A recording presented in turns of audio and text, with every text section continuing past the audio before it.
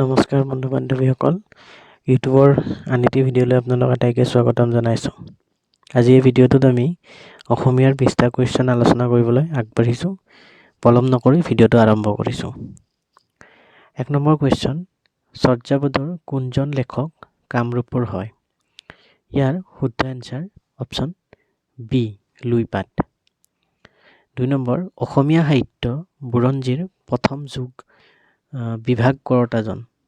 অসমীয়া সাহিত্য বুৰঞ্জীৰ প্ৰথম যুগ বিভাগ কৰতাজন কোন হয় সুধিছে 2 নম্বৰত। 2 নম্বৰ শুদ্ধ answer option C Devendranath Bezbaroa.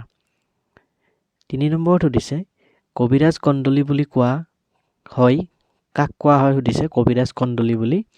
তো 3ৰ শুদ্ধ answer option D Madhav Kandali. 4 নম্বৰত সুধিছে শংকৰদেৱে ৰচনা কৰা প্ৰথম অংকীয়া নাট। শংকৰদেৱে ৰচনা কৰা প্ৰথম অংকীয়া নাটখনৰ কথা সুধিছে 4 নম্বৰত। 4 নম্বৰৰ শুদ্ধ এনচাৰ পত্নী প্ৰসাদ। অপশ্যন ডি হয় শুদ্ধ এনচাৰ।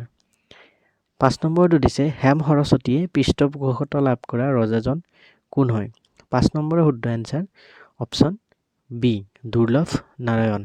6 নম্বৰত সুধিছে অসমীয়া আখৰৰ প্ৰথম নিদৰ্শন পোৱা শিলালিপিখন। অসমীয়া আখৰৰ প্ৰথম নিদৰ্শন পোৱা শিলালিপি কোনখন হয় সুধিছে 6 নম্বৰত। 6 নম্বৰৰ শুদ্ধ এনচাৰ অপশ্যন বি উমাচল শিলালিপি। 7 নম্বৰত সুধিছে ঘুনুচা কীৰ্তনৰ ৰচক। ঘুনুচা কীৰ্তনৰ ৰচক কোন হয় 7 নম্বৰত সুধিছে। 7 নম্বৰৰ শুদ্ধ answer option B Sridhar Kandali. 8 নম্বৰত সুধিছে ব্ৰহ্মবৈৱৰ্ত পুৰাণৰ অনুবাদকজন কোন হয় সুধিছে ব্ৰহ্মবৈৱৰ্ত পুৰাণৰ অনুবাদক কোন হয় 8 নম্বৰ কুৱেশ্যন সুধিছে। 8 নম্বৰৰ শুদ্ধ answer option number B Kabiraj Chakraborty. 9 নম্বৰত সুধিছে শংকৰদেৱ চৰিতখনৰ ৰচয়িতাজন কোন হয়? শংকৰদেৱ চৰিতখনৰ ৰচয়িতাজন কোন হয় সুধিছে 9 নম্বৰত। 9 নম্বৰৰ শুদ্ধ এনচাৰ অপশ্যন এ ৰামানন্দ দ্বিজ। তাৰপিছত 10 নম্বৰত সুধিছে দেওধাই অসম বুৰঞ্জী কেইখন বুৰঞ্জীৰ সমষ্টি হয় সুধিছে যে দেওধাই অসম বুৰঞ্জী কেইখন বুৰঞ্জীৰ সমষ্টি হয় 10 নম্বৰত সুধিছে। ইয়াৰ শুদ্ধ এনচাৰ অপশ্যন এ 4খনৰ সমষ্টি। 11 নম্বৰত সুধিছে মপিন কোন জনগোষ্ঠীৰ কৃষি উৎসৱ হয়? তো মপিন বুলি এটা কৃষি উৎসৱ আছে, সেইটো কোন জনগোষ্ঠীৰ হয় সুধিছে 11 নম্বৰত।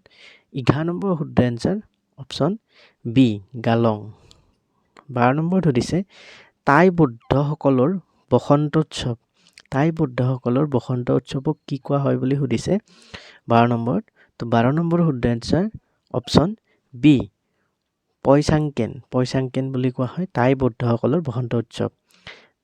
তাৰপিছত 12 নম্বৰটো ৰিপিট হৈছে। 13 নম্বৰত সুধিছে ৰজনীগন্ধাৰ চকুলো পুথিৰ ৰচক। ৰজনীগন্ধাৰ চকুলো পুথিৰ ৰচক কোন হয় সুধিছে 13 নম্বৰত। 13 নম্বৰৰ শুদ্ধ answer option C Syed Abdul Malik.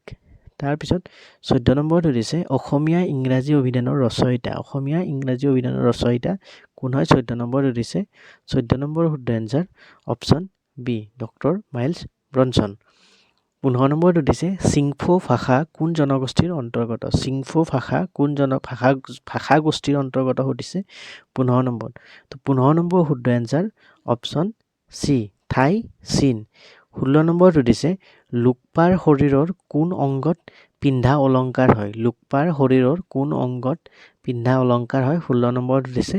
16 নম্বৰৰ শুদ্ধ এনচাৰ অপশ্যন এ কাণত পিন্ধা হয়। তাৰপিছত 17 নম্বৰত সুধিছে লক্ষ্মীনাথ বেজবৰুৱাৰ কবিতা পুথিখন। লক্ষ্মীনাথ বেজবৰুৱাৰ কবিতা পুথিখন সুধিছে 17 নম্বৰত। 17 নম্বৰ শুদ্ধ এনচাৰ অপশ্যন এ কদম কলি। 18 নম্বৰত সুধিছে গুণমালা পুথিখনৰ চন্দৰ নাম। গুণমালা পুথিখনৰ চন্দৰ নাম সুধিছে 18 নম্বৰ। 18 নম্বৰ শুদ্ধ এনচাৰ অপশ্যন চি কুসুমমালা চন্দ। 19 নম্বৰত সুধিছে সাহিত্য একাডেমী বঁটা পোৱা মহিলাগৰাকীৰ নাম। সাহিত্য একাডেমী বঁটা পোৱা মহিলাগৰাকীৰ নাম তলত দিয়া অপশ্যন কেইটাৰ ভিতৰত শুদ্ধ এনচাৰ কোনটো হয় ক'ব লাগে। তো 19 নম্বৰৰ শুদ্ধ এনচাৰ অপশ্যন চি হয় পূৰবী বৰমুদৈ। তাৰপিছত 20 নম্বৰত সুধিছে মাধৱদেৱৰ জীৱন ভিত্তিক উপন্যাসখন কোনখন হয় সুধিছে 20 নম্বৰত। তো 20 নম্বৰৰ শুদ্ধ এনচাৰ অপশ্যন ডি হয় সৰ্বগুণাকাৰ। সৰ্বগুণাকাৰ হয় মাধৱদেৱৰ জীৱনভিত্তিক উপন্যাস। তো এইখিনিয়ে আছিলে এই ভিডিঅ'টোত 20টা গুৰুত্বপূৰ্ণ অসমীয়াৰ প্ৰশ্ন বিভিন্ন পৰীক্ষাত দেখিবলৈ পোৱা। আশা কৰিছোঁ এই ভিডিঅ'টো চাই আপোনালোক উপকৃত হ'ব আৰু আগন্তুক দিনত এনেকুৱা ভিডিঅ' চাবলৈ মোৰ যদি এই ভিডিঅ'টো ভাল লাগিছে লাইক কৰিব আৰু মোৰ চেনেলটো ছাবস্ক্ৰাইব কৰিবলৈ নাপাহৰিব। Thank U.